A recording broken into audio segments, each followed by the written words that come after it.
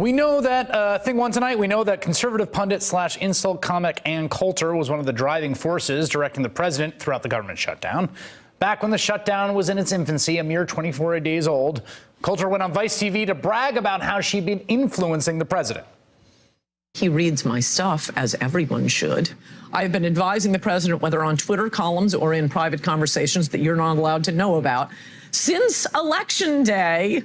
Now, that idea that the president was taking direction from Coulter and her peers on the right wing did not sit well with most people.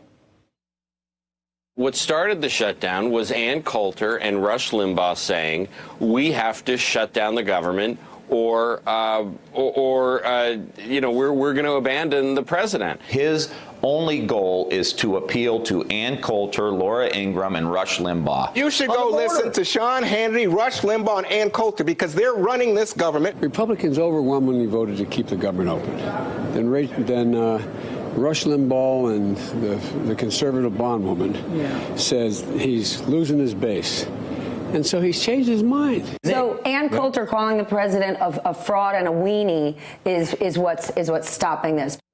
Nice, I don't know her touch there by Joe Biden. But as the shutdown came to a close, the cozy relationship between the president and Ann Coulter seriously soured.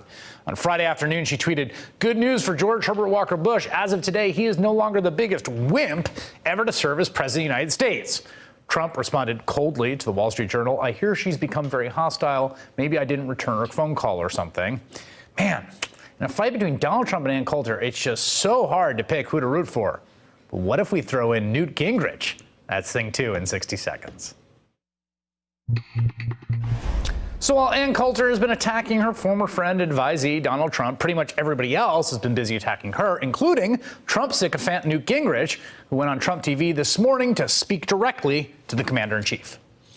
He should not pay any attention to Ann Coulter. Ann Coulter has never run for office. She doesn't know anything about how you put a majority together. Right. She's off here in some fantasy land where she gets to be noisy, which helps her sell books. Oh, helps her sell books. The pity. Ouch. Good news for everyone else is Coulter versus Gingrich is now the fight to watch. Quote, riddle of the day, how do you break Newt Gingrich's nose? Answer, kick Donald Trump in the ass. Wait, oh, wow. Poor Newt, at least Rudy got a job. And little known literary fact, The Emperor's New Clothes had to be edited for space. Lost was a scene where court haberdasher Newt Gingrich said, "Sir, you look splendid." That one's a little overwrought, I think. But don't you just hate to see people you love fighting like this? Hey there, I'm Chris Hayes from MSNBC. Thanks for watching MSNBC on YouTube. If you want to keep up to date with the videos we're putting out, you can click subscribe just below me or click over on this list to see lots of other great videos.